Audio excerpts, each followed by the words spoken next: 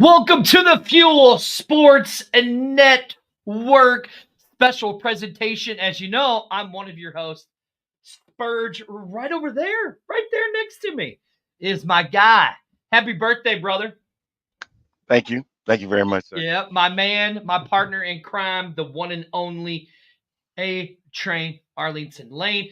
Arlington, we have something very, very special today for this Yes. show, and we're going to be graced by some very special guests, some other hosts that are going to be helping us out, right?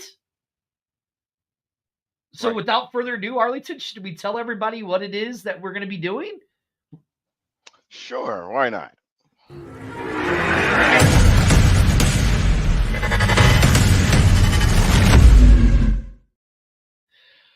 The IFA press conference today, and we are going to be joined by some very, very special guests. Arlington, you do know that, right? Yes. I do Huh? know that. Yes, I You, do know that. you know that? I Do know you? that. I do know that. Because one of the men that we will be joined with, Arlington, is this man right here. Are you ready for it? Right here, the great Hal Mumme of the San Antonio IF team will be joining us. That's just one of our special guests that we have today, homie.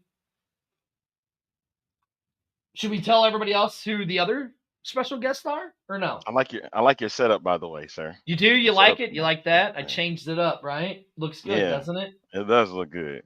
Huh? It That's does look just good. one of our special guests that we will have, Arlington, for today's show.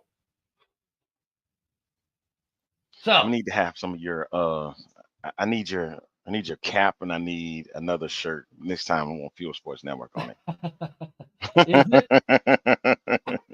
Oh, excuse me. Arlington, another one of our special guests that we're going to have. And I think this one is really going to add some validity to this this organization and to this league. The one and the only, the great Mr. right here. You know who that Art is, don't you? Briles. Yeah, I know who Art Briles is, man.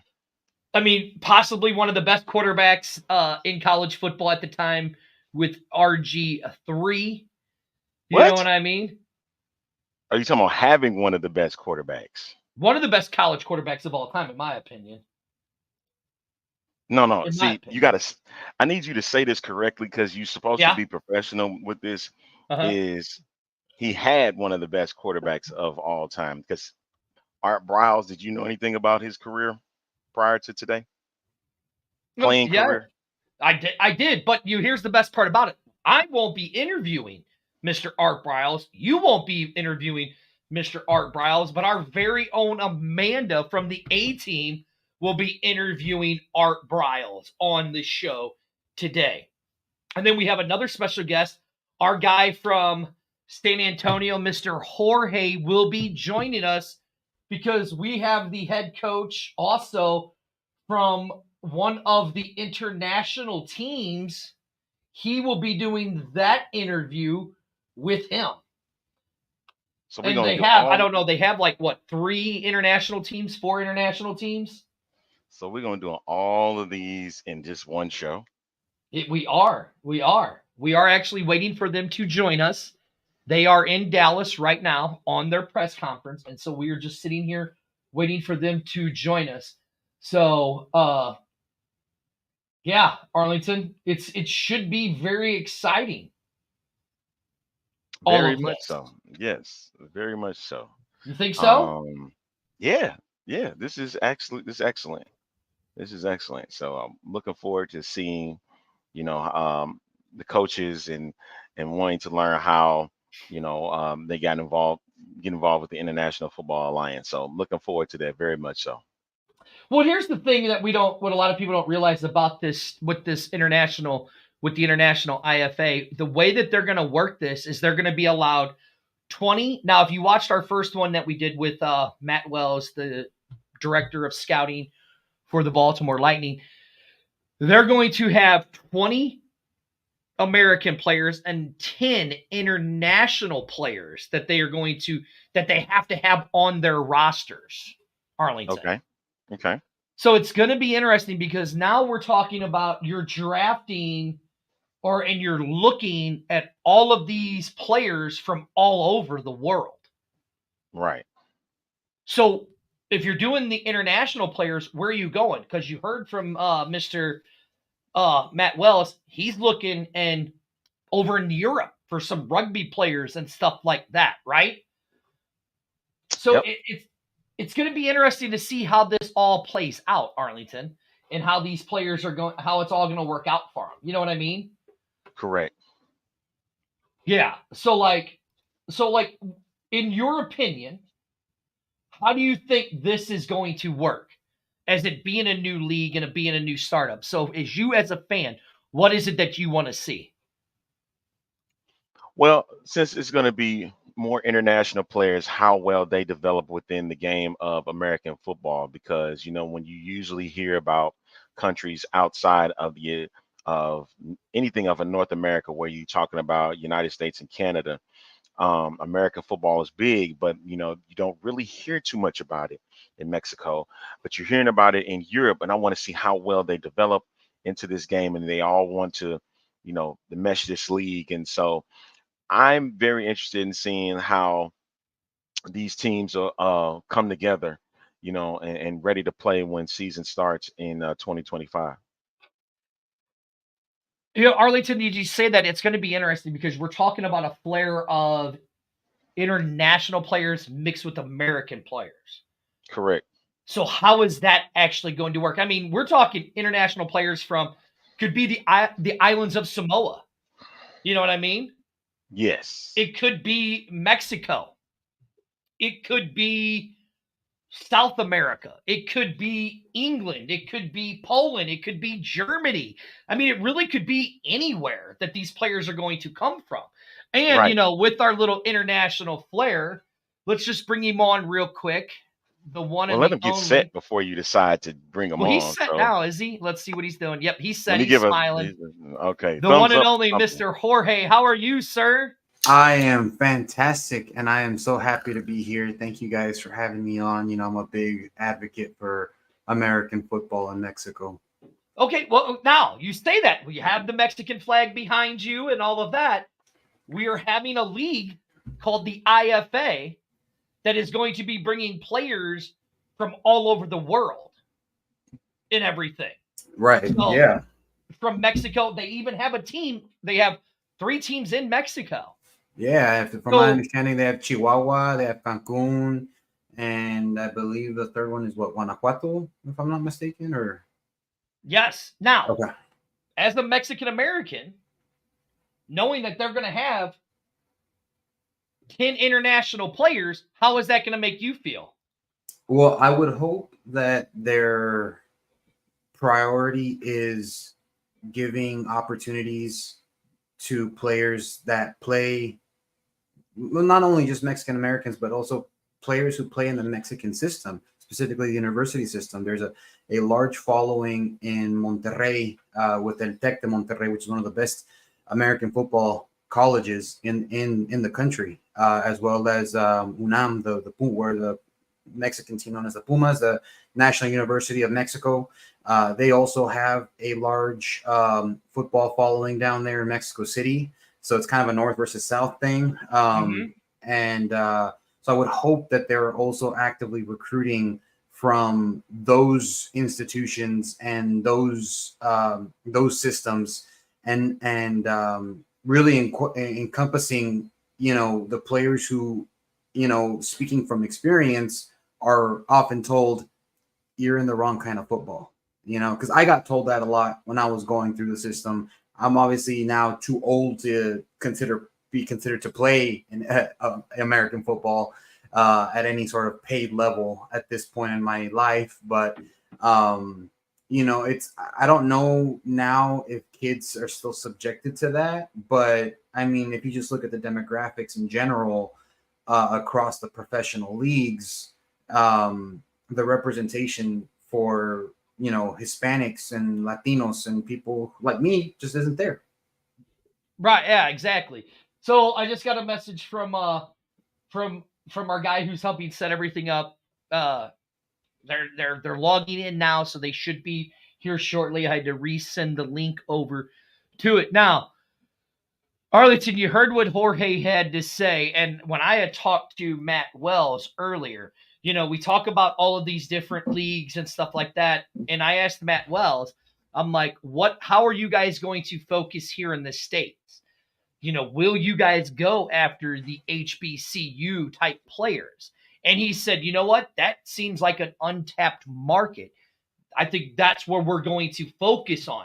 So for him to say that, as being an African American here in the States, what does that mean to you to be them focusing possibly on the HBCUs? Well, you want to get as many players, like he mentioned, that were untapped, and there's a lot of talented individuals there in these different schools. They're just as talented as those that you go to the D1 schools and the big D1 schools.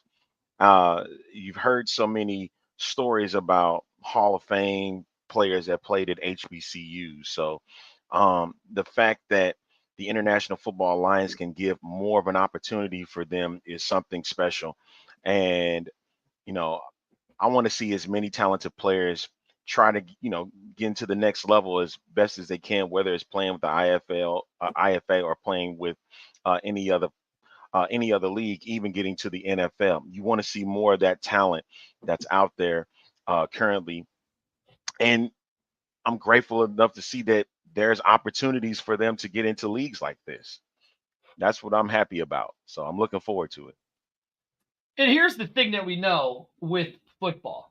We know football has taken over as America's pastime.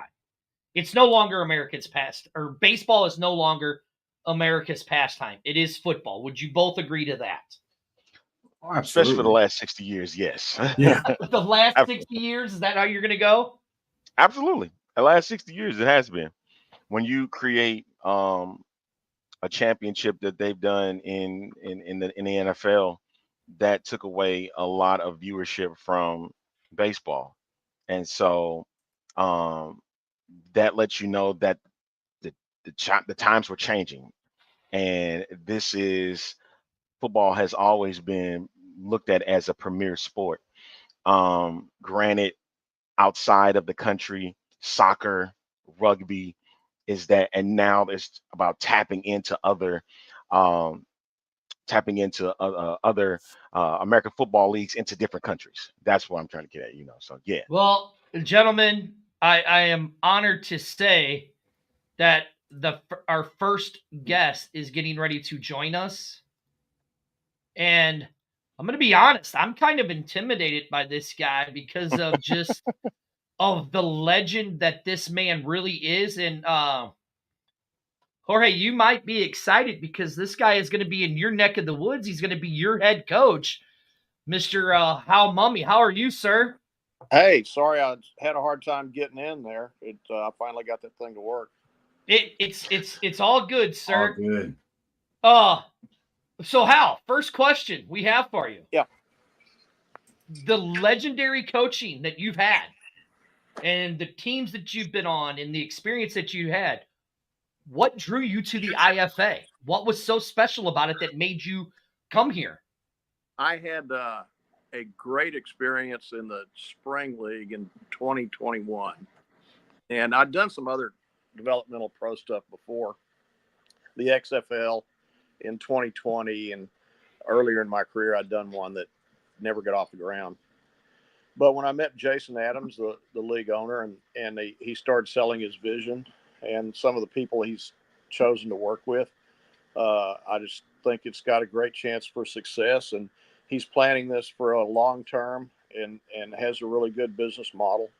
And I think it's going to go, and it's needed. We guys need a place to play, and they have very short windows. They 21 to 27 or so, and after that they're not going to have a shot at the NFL, and that's going to be our goal, is to get guys into NFL camps.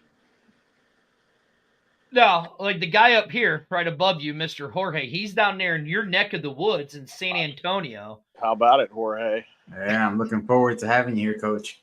It's my hometown. After 70 years, I get to come home. There we go. Well, welcome home. So, Jorge, I know you want to know what your team's going to look like, so ask him. What? Yeah. So, what can we expect? I know there's still a lot of work to be done between now and next year when the season is scheduled to kick off. But what can you tell us without revealing too much, obviously, so that the other teams don't have an advantage? Well, I will tell you this. We just had an owners and coaches meeting. I got off of. That's why I was a little bit late getting on y'all's show. But Art Briles is going to coach the team in Dallas, and June 7th, there in San Antonio at Incarnate Word. That'll be our first game, and I'm really excited to. Art and I go back a long ways, and we've competed against each other a lot of times, and I think both of us are very offensive minded. I think it'll be a fun game to watch.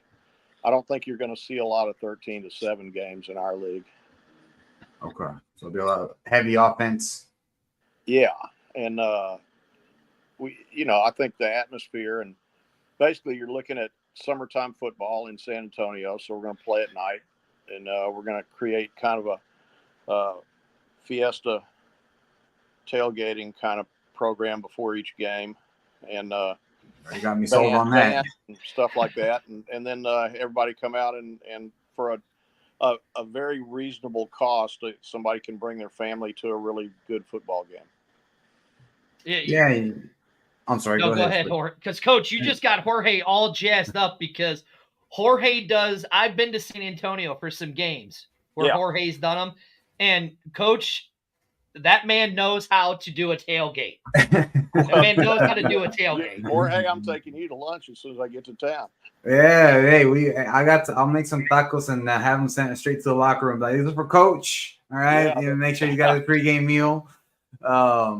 No, but I mean that's really exciting. I mean, people are always looking for an excuse to barbecue, and if there's football surrounded, I mean that's a whole new opportunity to be able to do that, especially here in San Antonio. But as you know, San Antonio is also a city that has been burned multiple times by professional football organizations. Yeah. So what would you say to those people who are hesitant to want to commit or go to a game because it's like, well, they're here now, but what about next year? Yeah, I know they have been burnt a lot, and it's sad. I think it has not had to do mostly with San Antonio. It's had to do with the fact that the leagues weren't very well run. And so I would just go back to my original statement. I think Jason Adams has a really good business plan, and he's going to make it work. And all of us that have been helping him for about 2 years, this has been 2 years in the making. And we were not going to San Antonio was always something we would like to do. But when our owner got in place, Steve Foey, who's a oil and gas guy in Texas, and he lives in the Woodlands. He's a former player. He's a veteran. He's really excited about doing this, and he's excited about being in San Antonio. He did a lot of support work for the Navy SEALs when he was in the service, and so he learned a lot from that, and he applied it to his business plan.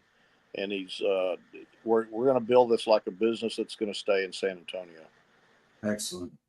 Yeah. Now, Coach, sorry, Jorge. I want to bring up one point. Everybody knows you as an air raid guy, right? We all know that. Yeah, great. I made a living on that.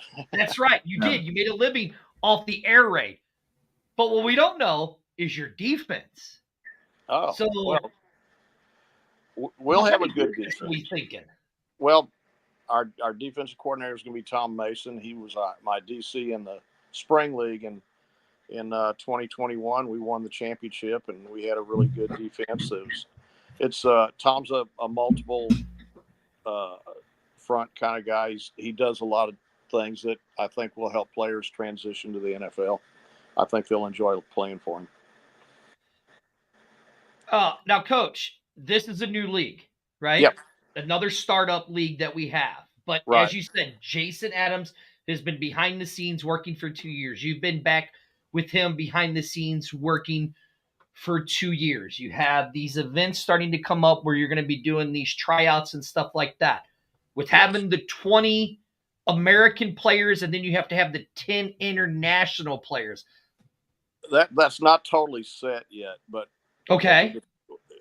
I will tell you what they're talking about is a 53-man roster, a 40-man suit-up squad, and have at least 5 internationals. And they would have to be on the active roster. So you're probably going to need about 7 or 8, really, because of injuries and stuff like that. But we're not just getting them from Mexico. We're going to have guys from all over the world, and we've made agreements with leagues from all in Europe, Brazil, Central Panama, Japan. So there's going to be players from all over the world. That's one of the reasons we're doing this, is not only give our American players a chance to show off what they can do, but also give the international players a better chance to play at our level. And that way, because I know Jorge has a question, so I'm going to let him piggyback off of that on what you said about international players. Yeah. Yeah, I mean, are you guys looking specifically at like pro leagues, at the university systems within those countries? Like, where are you guys looking for these international players? Well, it depends on which country you're talking about. Like, for instance, in Mexico, you can look at the university players, right. The younger guys coming out that are really good. And I've coached all-star games down there. I've coached against them in the States too. And they've got some really good players. They just don't – they have the notoriety that they deserve. And so we're going to certainly give those guys a great look. But, I've coached a lot of international players. I've had Tongans on my team and Samoans and, all sorts of guys. We've already signed one player that's from his home is in Nigeria, a really good defensive back. So we're excited about our international guys, and I think they'll be fun for the fans to get to see guys from different cultures come in and play. Right. Now, Coach, you talk about the different cultures, right? So right now, Jorge is filling in because Arlington's having some issues. You have me, who's from America, Jorge, who's, of Latino descent and all that. In your locker room with this league of the IFA, how is it going to work to integrate these how Mumme's plan to integrate these international players with these American players to make them gel as one team? Well, I think that's the same in any locker room. I don't think it really matters where they come from. They just have to be willing to give an honest effort and communicate and be loyal to their teammates. And if they do that, then everything tends to work out. Just like Jorge's being a team player for me here because Arlington was having some technical difficulties. Well, good for you, Jorge. No, and that also kind of brings up another question that, I'm kind of curious about is, and I see this a lot more so in like European soccer, European football, where you have a mixture of players from different countries and they show up to a team. Let's say they're from Eastern Europe and they show up in Spain and they don't speak Spanish, but they're playing, the very next weekend. So as far as language barriers, do you guys have the tools in place to be able to overcome any sort of potential language barrier that may come up with your players? We'll have to work on that in an individual basis. Right now, every time I've gone, for instance, I'll use Mexico again. Every time I've gone down there to do clinics and camps and stuff like that, most all of the players spoke English, and I speak some Spanish, so we never really had any problems. Now, some of the older coaches didn't, so I had to probably get an interpreter with them.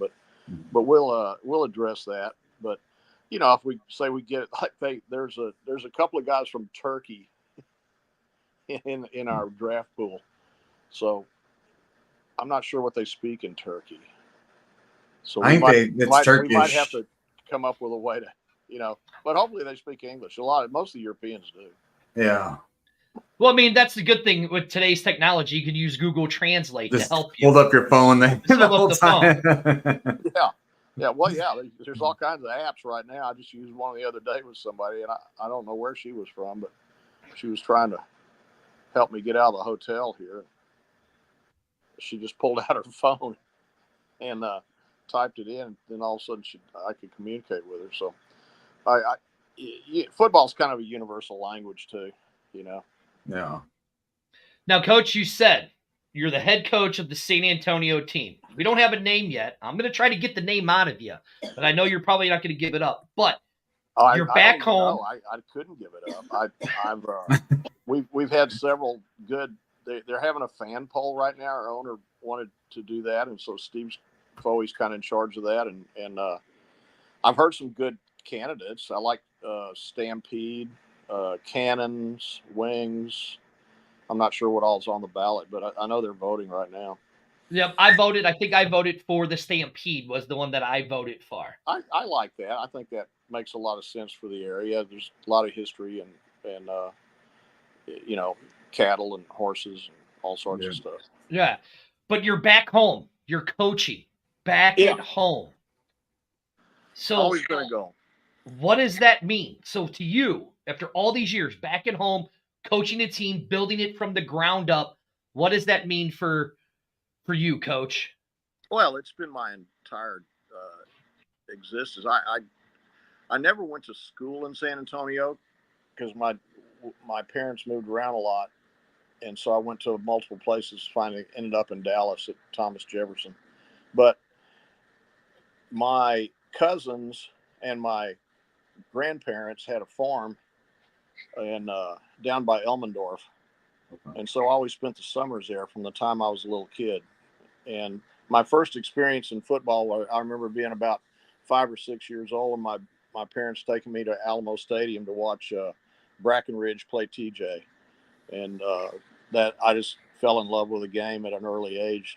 They're right there in the old rock pile. Yeah, it's still going strong. I mean, all the San Antonio ISD schools still play there. Yeah, so they did. I got the privilege of, when I was the head coach at Copper's Cove back in the '80s. We came and got to play a game in there. It was great. Yeah, I live not too far from there, so I pass by it almost every day. Yeah, it's got a lot of history and it's influenced a lot of people to be involved in the sport. That's for sure. Absolutely. Now, Coach, the burning question with all of these leagues and, with COVID happening, everybody being in a bubble, like you said, you're in the spring league with the bubble and all of that stuff. I know that you guys are in Dallas for the big thing that's getting ready to happen tomorrow. What does it mean for you guys that this new league, the startup league, to get the grassroots movement going? What does it mean for you guys to be in those home cities and for the IFA? What does that mean for this league? Oh, it means everything. I told Jason right from the start I wouldn't do it if we weren't going to be in the locations. That whole bubble idea is, I understand why we had to do it during COVID for a year or two, but to stretch it out the way they have, I'm very critical of the way they run that, and I would not be wanted to be involved in it. You have to get to make this work. We've got a good TV package, and Jason will be announcing all that soon. But we've got local people like yourself that are interested. We have to get the local fans. Of our American players, I want to sign as many of them as I can from the local area, give them a chance to show off. But Jorge, did you hear that? Yeah, that's a big. I mean, that's huge because I know UTSA is starting to get a big following and as is Incarnate Word, and the more local talent you sign, the more local eyeballs are going to want to go because they're going to want to follow their career progression into the next level. Yeah. I mean, basically, we're like the AA of baseball. You go out and watch those games; they're fun to go to. In many ways, they're a lot more fun than going to a major league stadium. You don't have some of the hassles you have there. But the fun thing is, the fans watch them, and then a couple of years later, they see those guys playing, for the Rangers or somebody. Right. And, so that's kind of our idea with this too, and so we want local fans, we want local players, and we're going to be in the community. We're going to do a lot of things like youth camps and various kind of outreach programs during the off season. Coach, I like the fact that you said we're going to be like the AA. and Yeah. you kind of referred it to baseball. Because if we really look at the landscape of football, there really isn't any kind of minor league system or whatever like there is other than college for football. Yeah. Is for the Well, NFL. There's such good players that never get a chance. And when I was with the original, well, the second version of the XFL in 2020, with Coach Stoops there in Dallas or in Arlington, we had a couple of players. One of them, big, tall, rangy, great-looking receiver who could really catch and run, and he was like 6'9", 235 or 240. Could run 4.6 and catch every ball you threw at him. Dang. But he just never gotten a chance to show what he could do. Well, now he's played about 5 years for the Chargers. His name's Donald Parham. Yeah, and one of my favorite players. Yeah, he's a great guy. I wish the Chargers would use him a little more like we did. But but he's a great talent, and he never would have got without that experience in the XFL. He would have never got signed. He went to a small college in Florida, and people just didn't know about him. But our quarterback in the spring league, Ryan Willis, he's a guy that transferred, went to Virginia Tech, did really well the first year, and then the second year got injured in like the third or fourth game, couldn't play, and then COVID hit. He missed all his pro days, and so he just was out in the cold. And so he helps us win the championship, and then he signs and spends the next season with the Bears. There's a number of guys like that out there that just the NFL, they're going to bring 85 people to camp. They're only going to keep 45 or whatever, something like that. Yeah, it's very low numbers. Somewhere around the first week in September every year, there's a whole bunch of really good football players out of work. Yeah. That is true. The coach, the thing that I find interesting about the IFA, and we did another Fuel Sports special like we did here, special presentation with Matt Willis. He said what the IFA is going to do. It's going to focus on the international type thing to get it worldwide where people are really paying attention to this game. So for the people that don't know who How Mumme is, and that was international markets, what is it that you want them to know about your San Antonio team, and what you're going to bring to this league? We're going to be fun to watch, and if there's a guy from Germany or someplace that can play and can make our team, then we're going to give him a shot. And the way the TV deal's set up there, the people back in Germany are going to be able to watch him play. So it's going to be fun for those international guys, I believe. Now, like I said, before I let you go, because I know we only have a little bit of time with you, like I said, Jorge came on. He's that guy in San Antonio. I know that offense that you got, but I mean, are you going to be a smash like that? You got the air raid offense, but are you going to be a smash mouth defense? Because you look like an intimidating guy, just sitting there in your grandeur that you have. I don't know. To be honest about it, I always let the defensive guys run the defense and I run the offense. And I don't worry about it too much. I get good people and we've got good people and they get good players, and then it usually works out.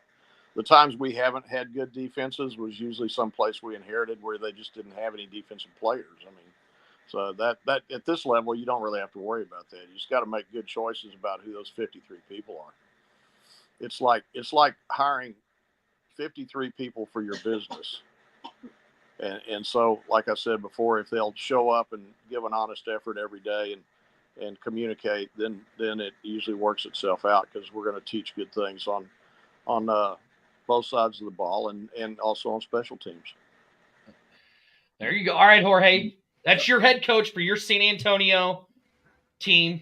Don't know the name yet. Yeah, looking forward to it. But I'm going to let you have the last question with that, Jorge. So with you being, in the market here locally in San Antonio, and I know there's, you want to crawl before you walk and before you run, but is, with other college programs in South Texas that really don't get looked at. One of them is just about to start with the University of Texas Rio Grande Valley in 2025.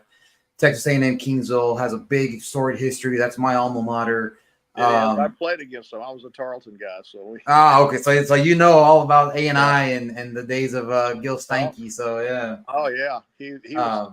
I was a player when he was coaching. So yeah. Oh, that's incredible. Grand deal. Yes, we're certainly going to recruit those guys.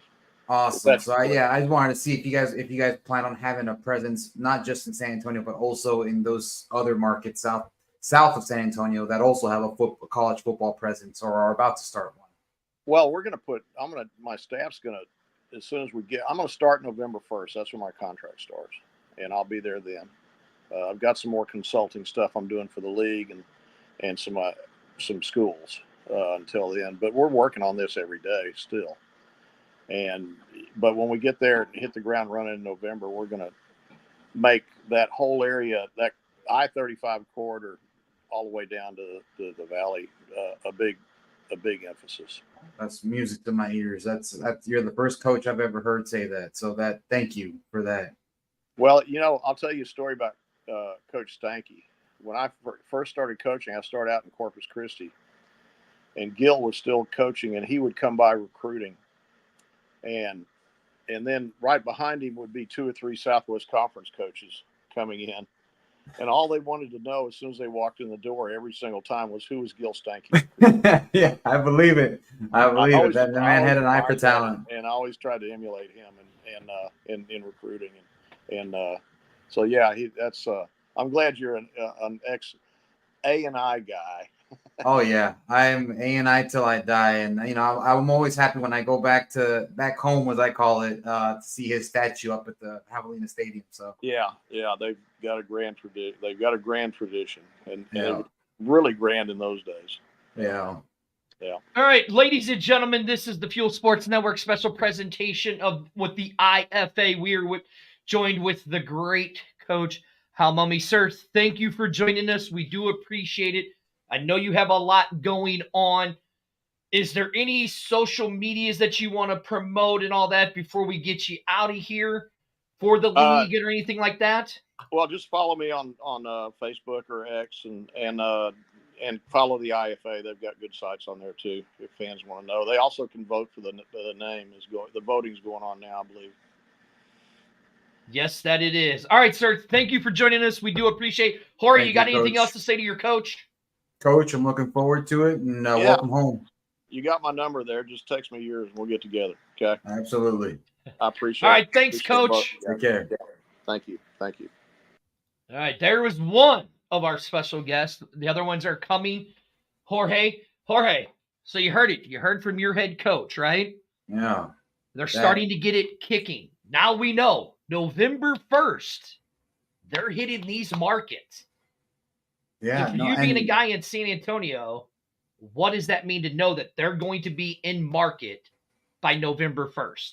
I hope to see a presence, a real presence in locally, but not just in San Antonio. I mean, obviously San Antonio being the home base, but what I had touched on earlier, where I grew up in the Rio Grande Valley, which is about 4 hours south, 20 minutes from the Mexican border. In between there, Texas A&M, Kingsville, Texas A&I, as it used to be known, where he was talking about Coach Steinke. Storied history of football there, but it's a largely ignored market. There's a lot of players, but people just, the way that it's best described is they have the horses, they just not the right ones to run the race. And so they get overlooked. There's a lot of talent that gets overlooked a lot from those schools. And to know that, no, we're going to establish a presence all the way down there up through the I-35 corridor, which runs right through between Austin all the way up to Dallas, down to Laredo, to the border. That right there shows me that he's serious and he knows about these schools, and he really is invested in the local talent, which I think, if you're going to be doing a spring league like this, that's the point, is to give people who are overlooked an opportunity. And it sounds like he's willing to do that. Right. Now, Jorge, I know that, we know each other from another league. We're not going to mention its name because that's not what this is about. But we had talked about, when you were up here in St. Louis, we had talked about the IFA. And one of your concerns was, they're starting in June. it's hot in the middle of the day here. Yeah. But then to hear coach say, we're working it to where we're playing night games. Yeah. So for you as a fan, what does that mean to know that they're actually looking out for you guys, saying, hey, we know that it's hot at this time, so we're going to cater to the fans and play night games? What does that mean to you as a fan of San Antonio? So that, I mean, it's definitely a step in the right direction. I think adding to that by creating like cooling stations, because those are definitely going to be necessary, especially if they want to create a fiesta tailgating type environment, because that's going to happen during the day. Fact of the matter is that if you start the game at 7, the sun here doesn't set until 8 o'clock. It's still almost 100 degrees in June and July at, you know, at 8 o'clock in the evening. So, you know, yes, it definitely does help, and it'll definitely qualm a lot of the, well, it's really hot to be out there. But, you know, there's a soccer team that plays their games in the summer here in San Antonio, and people still go to those, and they play at night. You know, they have tailgating. Granted, it's under a bridge, and, you know, they're covered and all that, but it's still really hot, and the tailgating goes on from like 4 until game time at 7:30. So I don't see why it can't work here. But if they go above, you know, a step further and install like cooling stations for people who need to just cool down a little bit, I think that's going to make a world of a difference, you know, because that really is going to be, I already, knowing the people from here, that's going to be a big concern and a big detractor from people wanting to go, is the conditions, the heat, and especially with it being an outdoor game. They're going to be like, being outside, not realizing that, hey, you guys do that for the soccer team here. Let's do that for the football team. See, and I think what was interesting when he said that is that they're targeting that nighttime games to keep them at night, right? Which I think that's great, because, like I said, I've been to San Antonio. Wasn't really that hot when we went, but I know it gets hot because when you were up here, we talked about it, right? And then with you knowing the places in Mexico, so let's talk a little bit about that. You know, they're going to have a team in Cancun. Yeah. Right.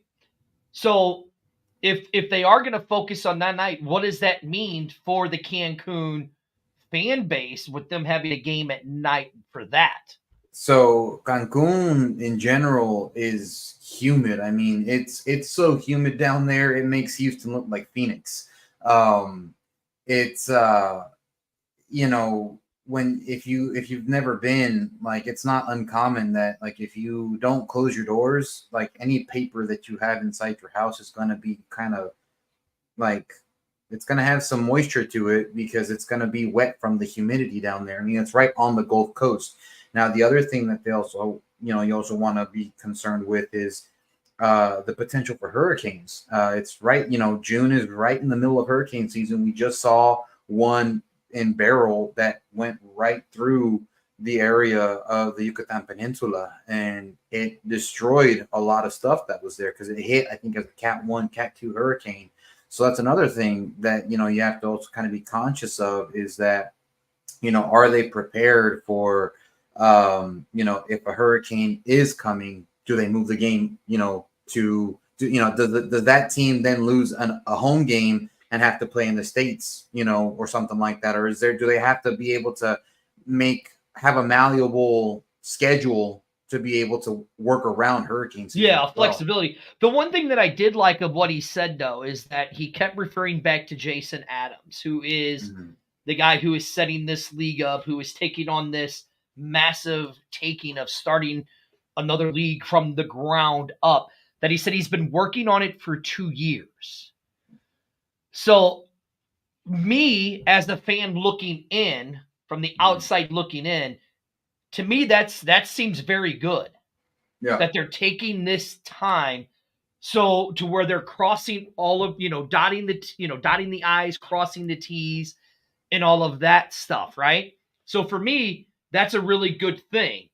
And I think they have all of those preparations in place. I mean, wouldn't you? I mean, that's how I would see it. I mean, am I right? Or yeah, no, I mean, I would think so. I just, you know, with the storms now getting more unpredictable and more intense as the years go on. I mean, we saw Hurricane Harvey, what it did to Houston a couple of years ago.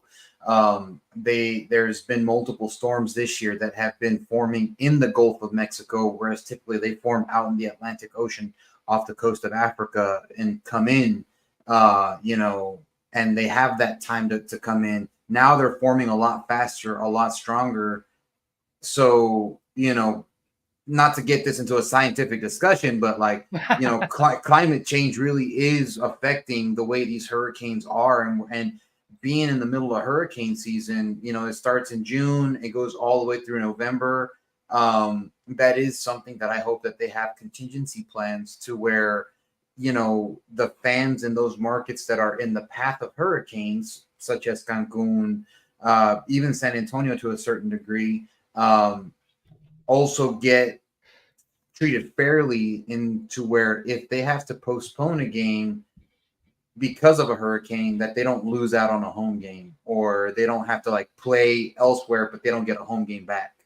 Yeah, and I think, and that's the biggest thing with being in outdoor stadiums, which it sounds like that they're going to be at. And I mean, and that's just, that it is what it is, right? We all know that. But at the same time, I think it adds that excitement to it. One of the other things that he was talking about in that, we all know how Mumme for being that air raid. He was talking about his defensive coordinator, and the one player that he brought up, one of my favorite players, Donald Parham.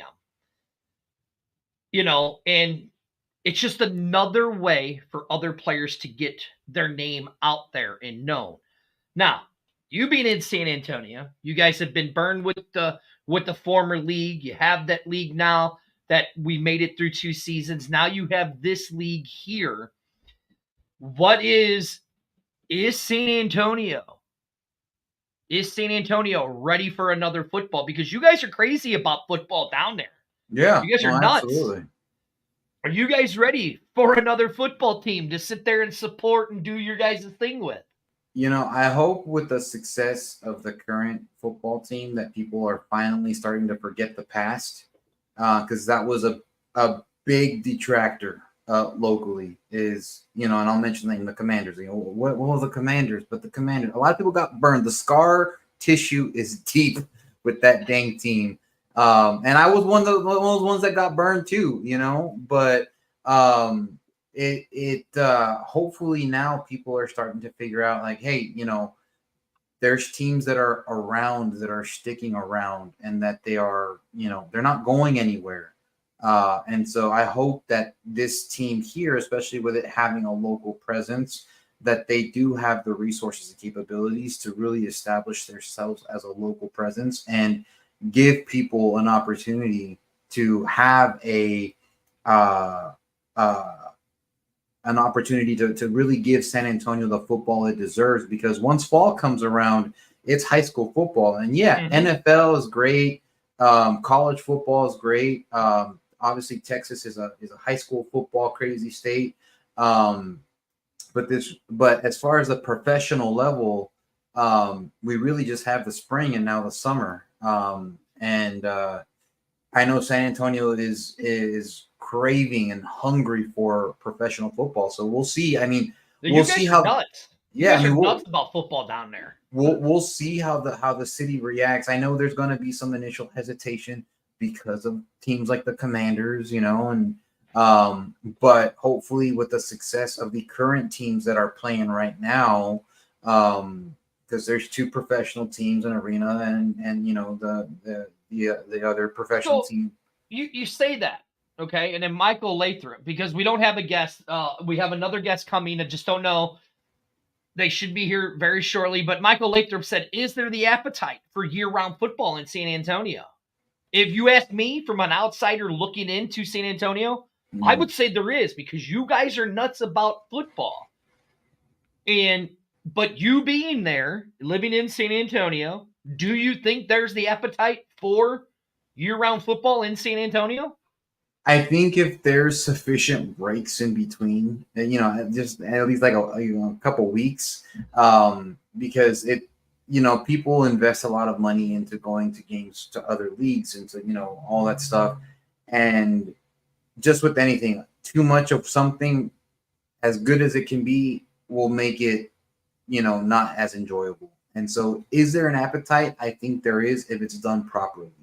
Um, there's not a whole lot of other competition sports wise. I mean, there's a soccer team and a baseball team, and both of them are not first division. They're minor leagues. Mm-hmm. And then we have the Spurs in basketball, but they only play in the fall and the winter, anyways.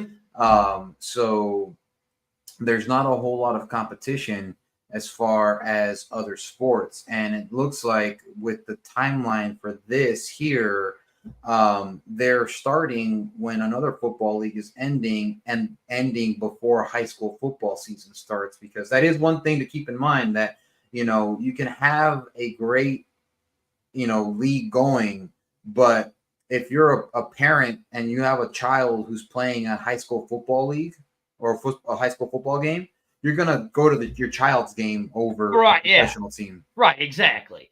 But I mean, I guess the thing is, we look at this as a whole, and the one big thing that he said is, we will be boots on the ground November 1st. That's huge.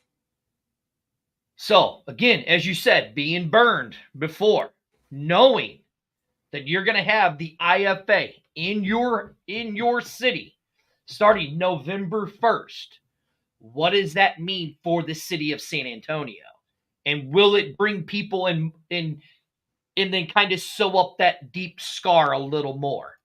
If they are consistent as far as their community outreach and are really genuine with building a connection with the community, not just on social media, but also being out, going to schools, putting football camps on, giving opportunities to teach the kids that are still in the grade school level that want to learn from a professional coach. Doing that is going to be the difference maker. Because as of right now, I mean, there's people come in the summertime and do camps while kids are out of school, but that's just 1 week. When you're doing this for months on end and continually doing this, that is going to be the difference maker, because San Antonio is a very community oriented city, as you know. And the more that you ingrain yourself in the community and become a part of it, then that is what's going to be the difference maker. That's why the Spurs, when you think of San Antonio, the Spurs are part of the culture and identity of the city. And that's because they're here. They do a lot of basketball. They have a whole basketball league for the youth, for the kids. And they do tons of things for the community throughout the year. And that is a huge difference maker. And there was one thing, because you talk about that, getting out into the community, and there was one thing that coach said, that the IFA in his I'm just going to call him the San Antonio Stampede, even though that ain't the name. That's just what I'm going to say. But because I do have the names for you, Jorge, if you would like them. I've seen a couple of them, like the Stampede, the Wings, the Chupacabras. That one was Chupacabras. I was like, wait, what? Then you have the Cannons. I actually like that one.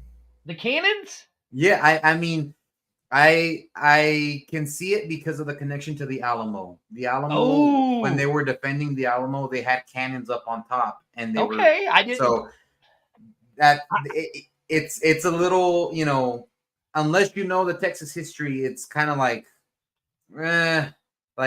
cannons, really. But then I can also, because this is an international football league, I can also see that pulling attention from European soccer, specifically from teams like Arsenal, who their logo, and they're known as the Gunners. Their logo is a cannon. Mm-hmm. They're like, hey, there's a American football team known as the Cannons. Oh, let's check them out, And, I've met fans of American football leagues that play solely in America from Europe already. And so if there's a way to build a connection already with something that they're familiar with, why not go with that? Right. Now, this is the IFA. This is an international type league, right? And we talked about it a little more earlier before we had Coach come on. But for you, a guy of Latino descent, right? And I know you talked about it, but I want you to touch about it on it again, because I know San Antonio has such a rich history of Latino descent and all of that. So for the Latinos in the area, the mayor says the big guns in San I Antonio. love it. Yeah, but for you having that Latino background and heritage, what does it mean for you to know that they're going to have players that are of Latino descent in this league? What does that mean to you? It's huge, because the Latino community in general is very family oriented. So when you get one of us, you get the whole family, and you can have, like, when in not necessarily in soccer, but like in other sports like basketball, and especially in American football, when you see someone from with the Latino last name on there, it's so rare that you may just be like, you know what, I don't care about that other team. Who is this player? Where's he from? Where's his heritage from? And suddenly you find yourself cheering for that player. It could even be for a rival team, but it's because he's representing the community and the culture, And so to be able to see that when there's, where people like me are constantly told you're playing the wrong kind of football. And now we see them actually excelling and playing professionally in a league that pays to play. It's like, can't use that excuse anymore. Now, Jorge, I'm going to ask you. You live in San Antonio. Yeah. But they have some teams in Mexico. Yeah. And I see the Mexico shirt. I see the Mexican flag behind you. Which way is Jorge going to lean? Because I know you speak very fluent Spanish. Yeah. So which way are you going to lean? Are you going to lean towards San Antonio, or are you going to lean more towards one of the Mexican teams? So the cities that they're in Mexico, I don't have a connection to any of those cities. So I'm going to lean towards San Antonio. Now, if a Mexican team were to win the league, I'd be happy, and just in general, because, hey, a Mexican team won an American football league. That is awesome. But as far as the team that I would cheer for, I'm going to cheer for my hometown team. Now, if there was a team in a city that I have a connection to, like Querétaro, like Torreón, something like that, then that might make it a little bit more difficult. But for now, with the teams that they have, I'll cheer for Mexico in general. But as far as a team, I'm going to stick with San Antonio. Here, the mayor says Jorge is a bit of a chihuahua. And, people always say that, Mexican people specifically, they're like, everyone has a chihuahua. And I'm like, that's not true. And I say that owning a chihuahua. So I'm like, well, Mr. Mayor's right.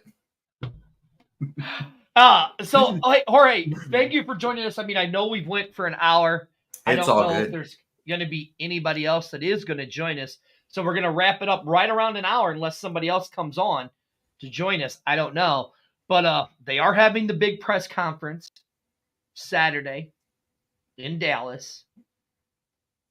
As a fan of alternative football, knowing this league is here and that there's a chance that we're in on the ground level, what do you, as a fan, want them to tell us tomorrow at their press conference? Well, I want them to reaffirm their commitment that they're in it for the long haul and be truthful about it. With the AAF, we were given that promise and ultimately were lied to. So I want them to be able to truthfully tell us in the face, say, hey, we are in this for the long haul. We have the financial backing to be able to support this and be local to the markets that we're going to be in. And kind of give us an idea of how they plan to do it. I think that transparency is going to go a long way.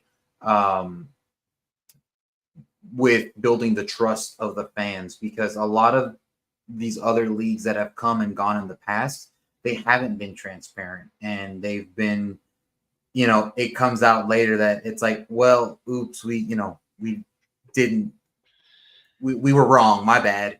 You're not getting a refund.